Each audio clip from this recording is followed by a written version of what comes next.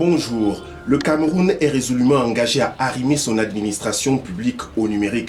Et l'une des actions fortes qui a été donc choisie par l'État pour atteindre cet objectif, c'est ce mémorandum d'entente pour l'implémentation d'un projet de sensibilisation et de renforcement des capacités des agents publics.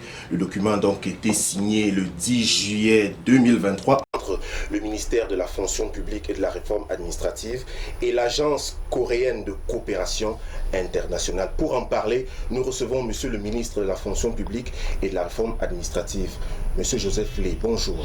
Bonjour, Monsieur Gilles-Claude Moetundi. Vous venez donc de signer ce mémorandum d'entente entre le ministère de la fonction publique et de la réforme administrative qui représente donc l'État pour cette signature et la COICA.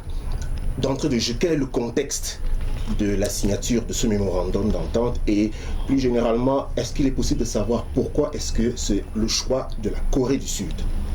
Oui, permettez d'abord, Monsieur Gilles-Claude Moetundi, que je vous remercie vous-même, CRTV News et la CRTV, de façon générale, pour l'intérêt que vous accordez à ce que nous faisons ici au ministère de la fonction publique et de la réforme administrative, et même dans l'administration publique de façon générale.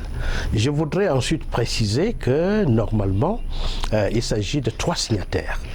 Le MINEPAT, ensuite le MINFOPRA et enfin notre partenaire coréen, la COICA. Le MINEPAT qui est à l'étranger en ce moment devrait, n'est-ce pas, venir compléter cette gamme de signatures dès qu'il va être de retour. Alors, il s'agit d'un projet extrêmement important, d'ailleurs qui est en gestation depuis 2019 dans le cadre de la mise en œuvre des hautes directives du chef de l'État. Vous vous rappelez, je crois bien c'était le 31 décembre 2019, il avait dit que la société digitale qui s'annonce n'attendra pas les retardataires. Et il avait exhorté nos administrations publiques et même privées, bref, la société camerounaise, à s'arrimer aux standards internationaux en matière de modernisation et donc de digitalisation des services.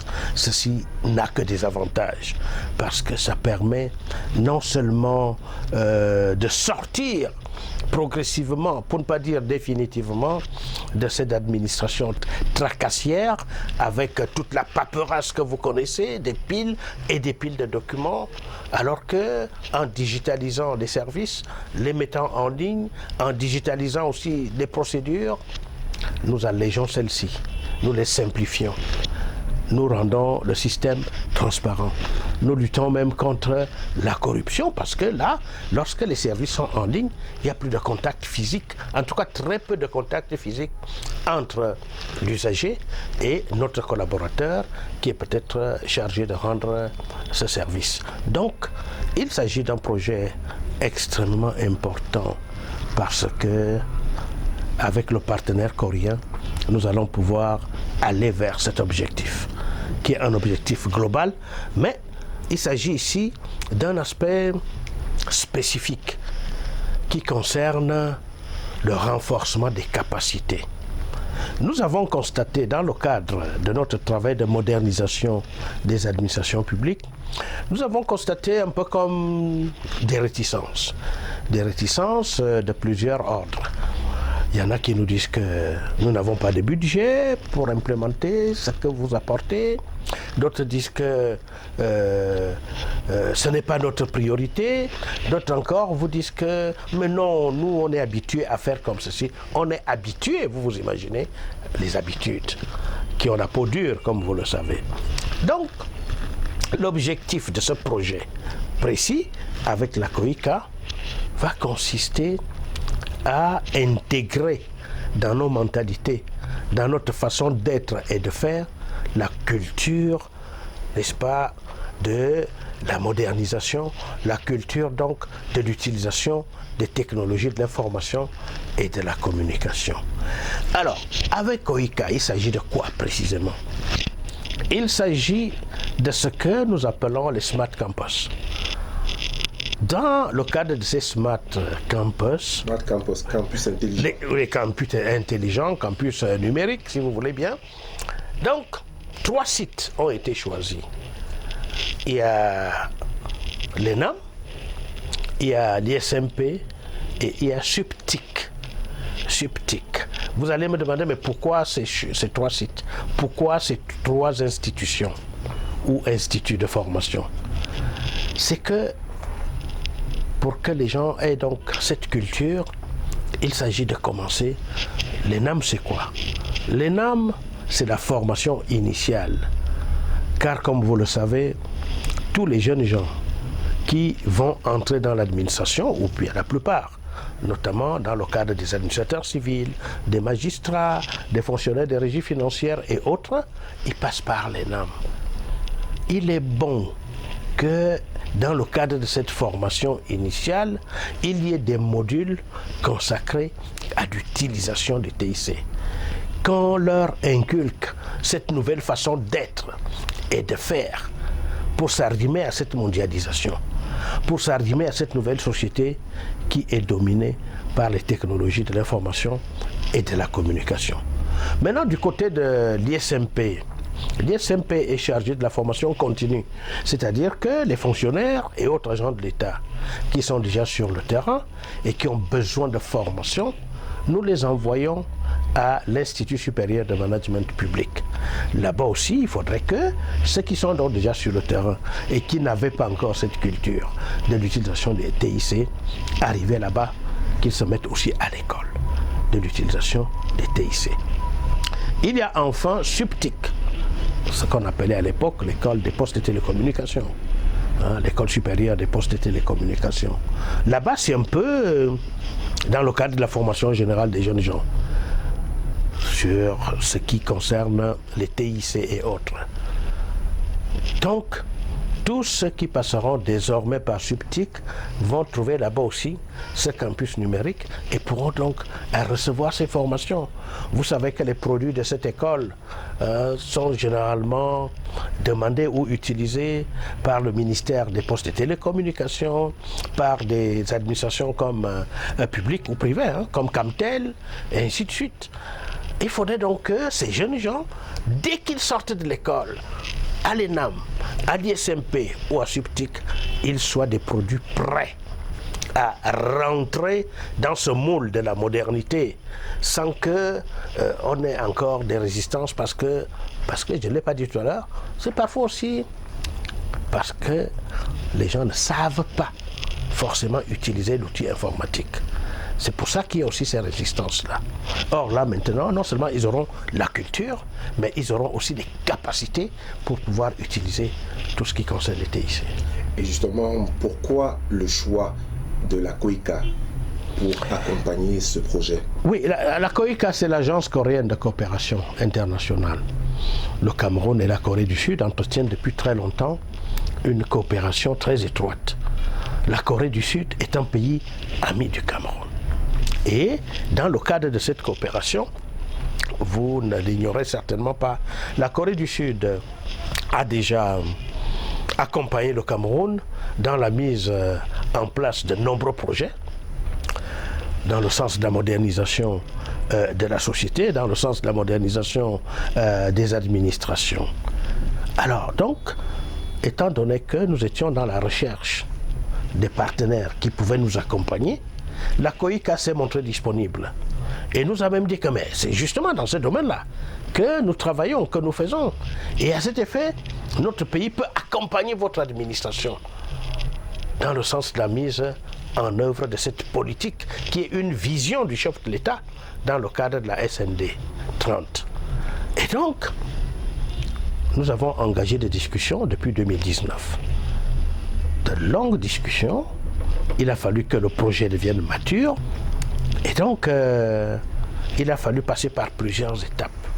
Il a fallu que le projet soit accepté par l'administration coréenne, l'État coréen, puisque le projet est passé à l'Assemblée nationale coréenne et le budget a été voté par les parlementaires coréens Et ensuite, à notre niveau aussi, le processus de maturation se poursuivait.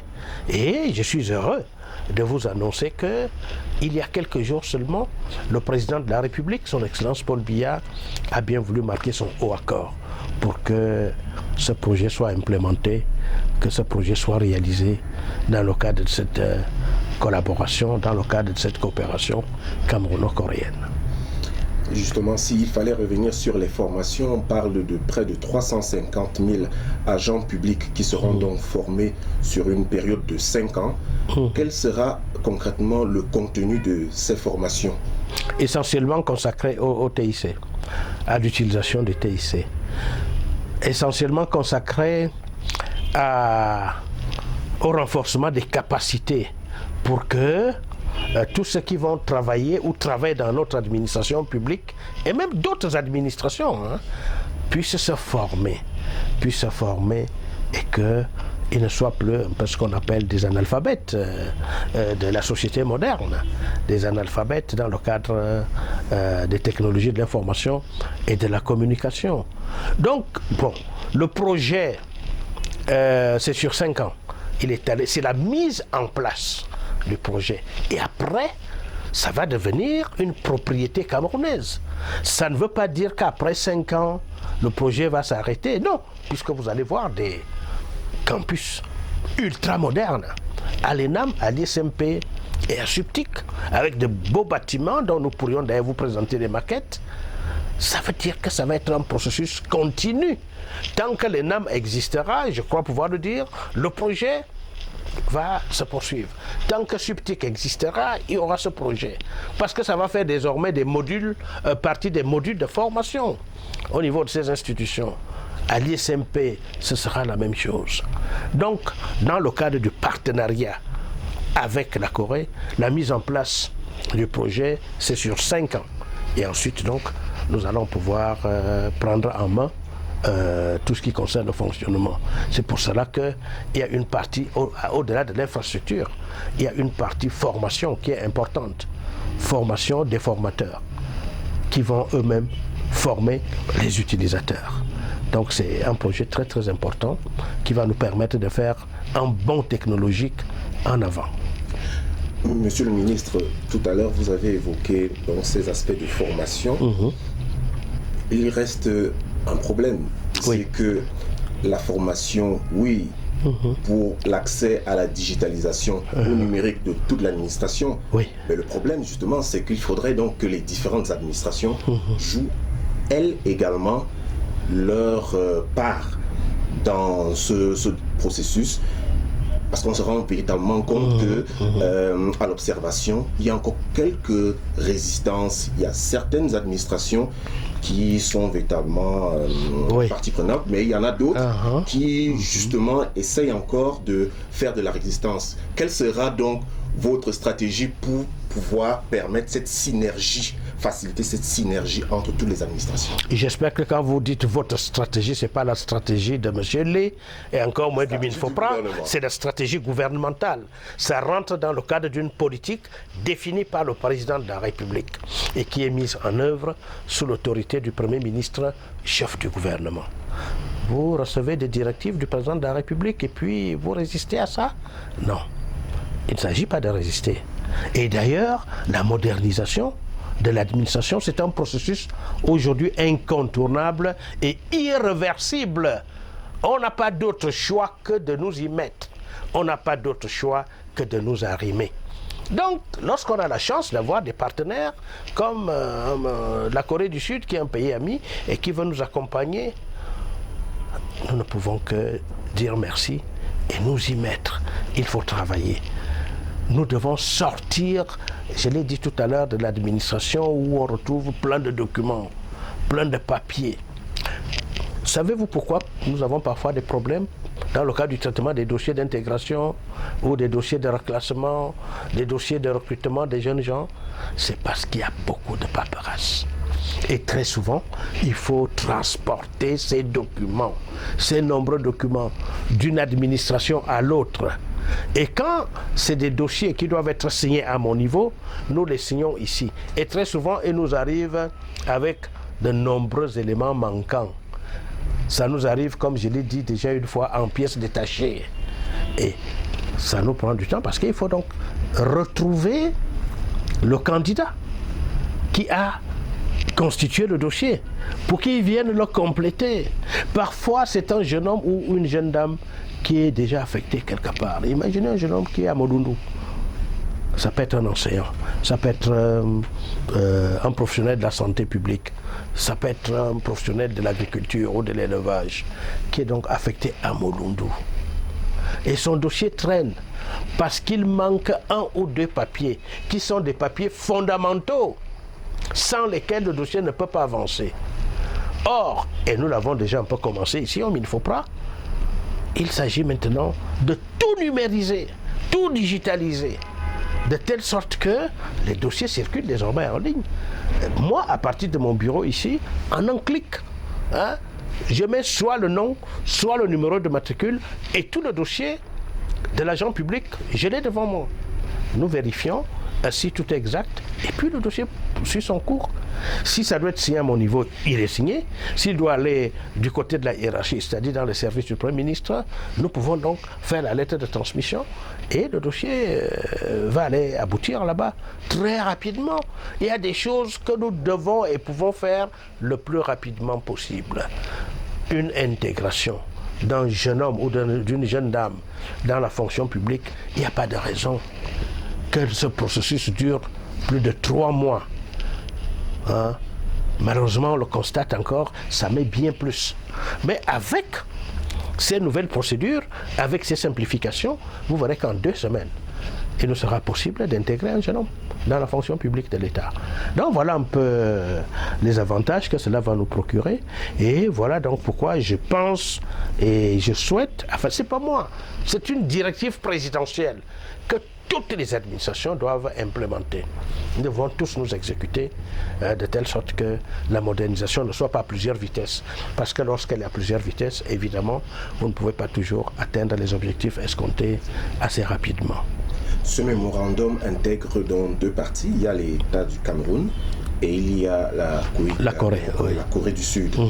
Quelle sera la contribution du Cameroun pour l'atteinte, l'accomplissement de ce projet? Oui, vous me donnez d'ailleurs l'occasion de parler un peu de la consistance du projet.